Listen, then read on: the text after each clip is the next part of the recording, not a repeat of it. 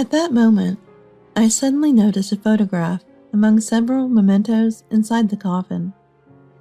It was a picture of me and my mother-in-law, Haley.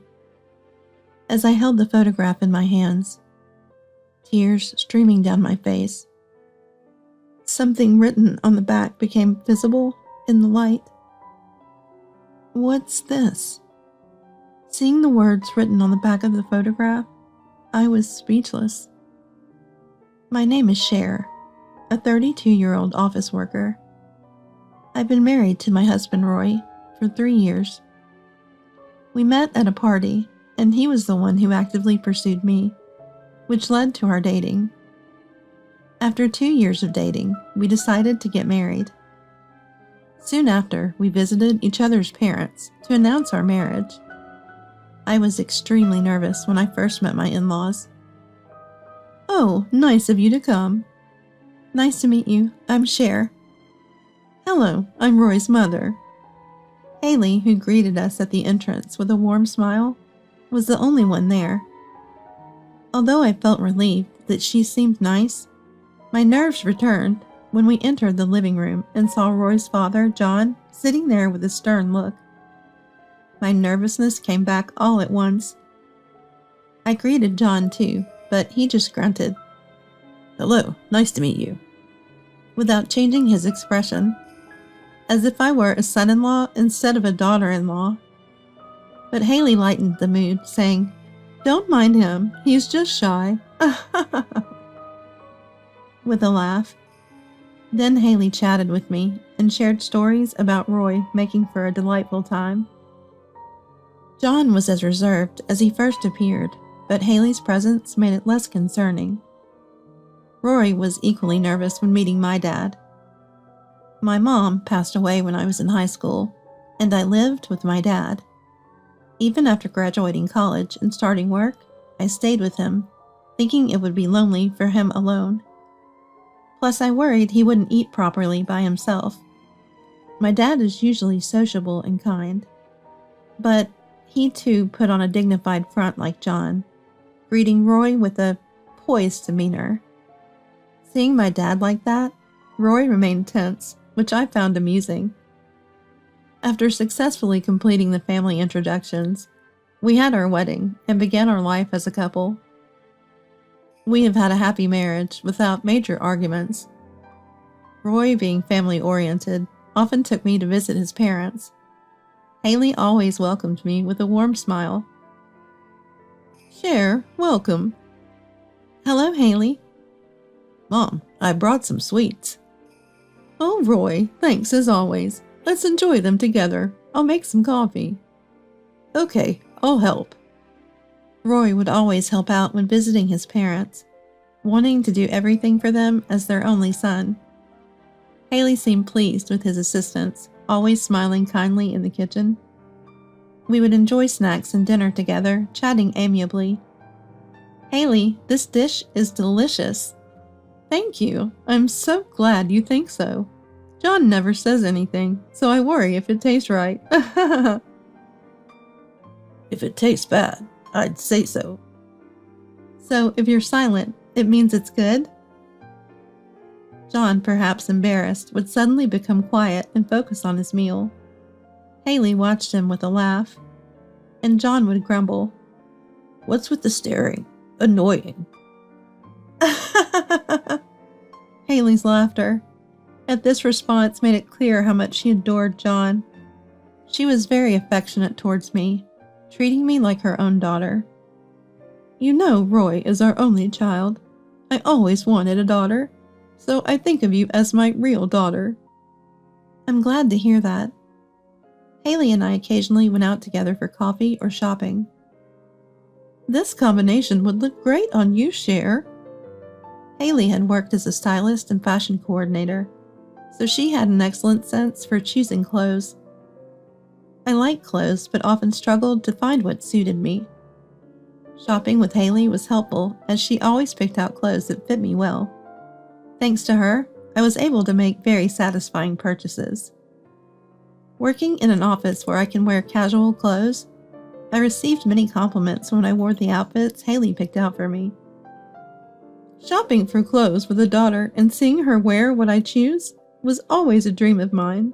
I'm so glad Roy married you, Cher. I'm really happy to have you as my mother-in-law. Oh, that's wonderful to hear. How's Roy? Is he causing you any trouble? Not at all. He's working hard. That's good. But if there's anything that concerns you, feel free to talk to me. Even though I'm his mother, I can be impartial. Thank you. It seemed Haley thought of herself as a mother figure to me, given I didn't have a mother, and I too felt she was like a second mother. As our third wedding anniversary approached, I began to think about giving Haley the joy of seeing her grandchild. But then, Roy suddenly received a call from John. What's wrong, Dad? What? Mom? Seeing Roy freeze, I had a terrible premonition. What happened, Roy? Mom. She's passed away. What? It was so sudden. Haley had collapsed unexpectedly and was declared dead at the hospital. Both Roy and I were deeply shocked. At the hospital, the usual stoic John was visibly distraught. How can I live alone now? Dad. John looked like he was about to cry. Despite his usual demeanor, he truly loved Haley. Roy and I comforted John and began preparing for the funeral. I felt a duty to properly farewell Haley, who had treated me like her own daughter. It was an act of filial piety and gratitude, even though she was my mother-in-law. I had wanted to show her a grandchild and go to many more places with her and the family. Just before the funeral began, I peered into the coffin to imprint Haley's face in my memory. One last time, she looked peaceful, like she did when we visited their home. It seemed as if she would wake up if called. At that moment, I noticed a photograph among several mementos in the coffin. It was a photo of Haley and me. I recalled a time at a clothing store when a salesperson recognized Haley, and we took a two-shot wearing the clothes we bought. Haley had gotten the photo printed and kept it with her. I was touched that she cherished our memories so much. As I looked at the photo with tears in my eyes, the light revealed some writing on the back. What's this? I was speechless seeing the words on the back. There was the date of Haley's death, and next to it, the word, completed. I instinctively felt this was something dangerous. It seemed ominous, almost as if it implied Haley had been finished off. What in the world does that mean? Does it mean Haley has been erased? And there was something else that frightened me. The handwriting looked familiar. After the funeral, Roy, John, and I went to Haley's house to sort her belongings. There, the three of us were sorting through Haley's belongings. The conversation was minimal, with the usually bright Haley no longer there. John's eyes were teary, and he looked so lonely. Cher, Roy, thank you. John rarely expressed gratitude. Your mom had many precious things. It would have been hard to sort them alone. John truly loved Haley, even if he didn't say it. Don't worry, Dad. You can always rely on us, Roy said with a gentle smile. Normally, I'd find such kindness reassuring, but at this time, I was filled with fear. But I was filled with terror, because the handwriting on the photo's back was unmistakably Roy's. I discreetly watched Roy's actions, trying not to let him notice. He was excessively searching Haley's room. John initially focused on sorting, but he seemed to realize Roy was looking for something. What's wrong, Roy? Are you looking for something? Oh no. Roy seemed flustered when John asked him. I was just curious about the things Mom cherished. I thought I might keep anything that could serve as a memento. I see. She did have a fondness for little trinkets and jewelry. Feel free to take anything you like. My husband looks relieved when John says so. Relieved by John's words, Roy resumed searching Haley's room with renewed focus. I was torn about what to do. I suspected Roy, but had no proof he harmed Haley. I couldn't report him based on mere suspicion. And I didn't want to believe that my loving husband, who always smiled so kindly at Haley, could be guilty. But once suspicion took hold, every little thing seemed incriminating, and I became increasingly fearful. Even at home, I was too scared to be at ease around Roy. Amidst this, I unexpectedly received a call from my dad. Dad, what's up? Sorry to bother you suddenly, Cher. I seem to have hurt my back. Are you okay? It's pretty bad. Could you come over and help with the housework for a while? That bad? Can you come over? All right, I understand. I explained the situation to Roy and decided to go to my dad's. Roy said, It's serious. If something happened to Dad, go ahead. Though I felt sorry for Dad, I was relieved he hurt his back at this time. It gave me a chance to be away from Roy. I packed some clothes and headed to my parents' house. Upon arriving, I unlocked the door.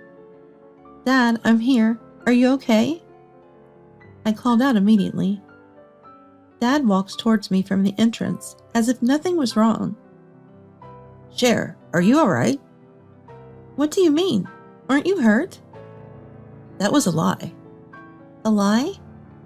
I noticed something was off with you at Roy's mother's funeral, especially right before it started. And Roy was acting strange too, but differently. What's on your mind?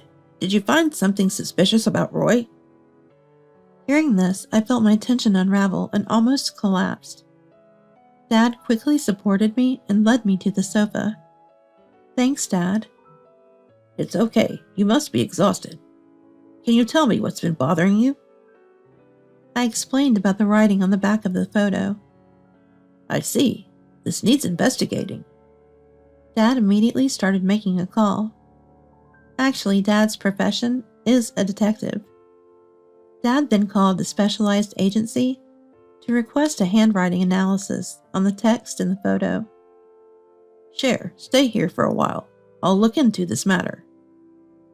Okay, I understand. I calmly informed Roy that Dad's condition wasn't great, so I'd be staying at my parents' for a while. Roy accepted this without suspicion. Meanwhile, Dad began investigating Haley's death. Out of the blue, Roy showed up at my parents' house. Roy, what are you doing here? I was just worried about your dad's condition. Right. His back's getting better, but it'll take time to fully recover. Can I greet him? No, he's sleeping right now. I see. Roy's smile didn't reach his eyes. Why is the chain locked? We're married, right? Why are you so guarded? I'm not being guarded. Then let me in. I can't do that. Cher, are you hiding something? You haven't said anything strange to John, have you? Like what? Like, I killed my mother. When he said that, his face was no longer smiling.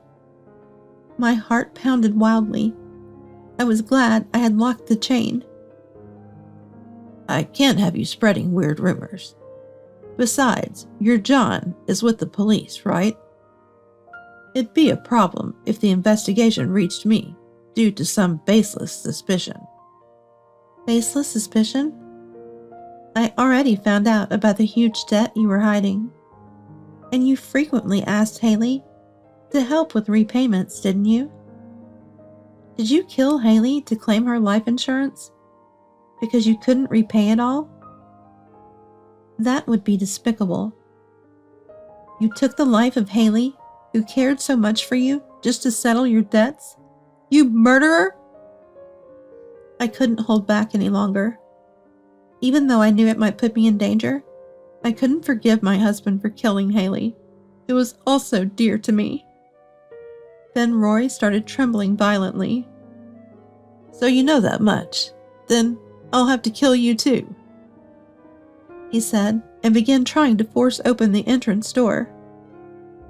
Of course, it wouldn't open due to the chain, but the look in my husband's eyes filled me with fear. They were no longer the eyes of a normal person, but those of a criminal determined to kill me. I hurriedly moved away from there and found a safe place to hide inside the house. Hey, don't run away. Your dad isn't here right now, is he? I'll kill you before he gets back. I immediately took out my mobile phone and called Dad. Dad, help! Roy has come to the house. As I spoke to Dad, a loud crash echoed, followed by the sound of footsteps on broken glass. I held my breath. Making any noise would reveal my hiding place. Hey, Cher, where are you? Answer me. I hear my husband's voice, Roy's voice, and the sound of something like a weapon striking the walls or doors could be heard.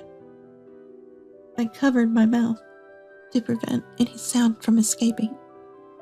But soon, he found where I was. The sound of the doorknob rattling reached my ears. Ah, hiding in the bathroom, are you?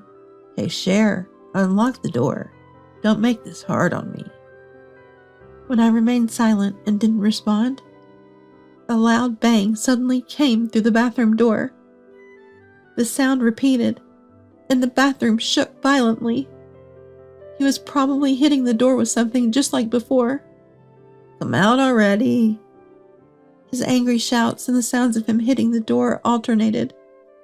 I trembled in fear, praying that the door would not break. But the door started creaking under the strain. This isn't good. The door will break and he'll get in. Just then, I heard a sound like something falling. Stop. Ugh! Roy's voice was followed by another man's. Suspect apprehended. It seemed the police had arrived. Then I was told by the police to come out, and I left the bathroom. Roy was handcuffed and being put into a patrol car outside. Cher. Dad! Seeing Dad, I instinctively hugged him. I'm glad you're safe. I was relieved to be alive. Roy was arrested on the spot and later faced charges for Haley's death. He confessed during police questioning and was convicted. Roy had hidden his gambling addiction from me. He had accumulated debts, repaying them with Haley's help, only to incur more debts. He killed Haley for the life insurance money. He poisoned her, adding powdered pesticide to her coffee or tea whenever he brought gifts to his parents. He poisoned her, adding powdered pesticide to her coffee or tea whenever he brought gifts to his parents. That's how Haley collapsed one day and lost her life. Cher, I'm sorry for my foolish son.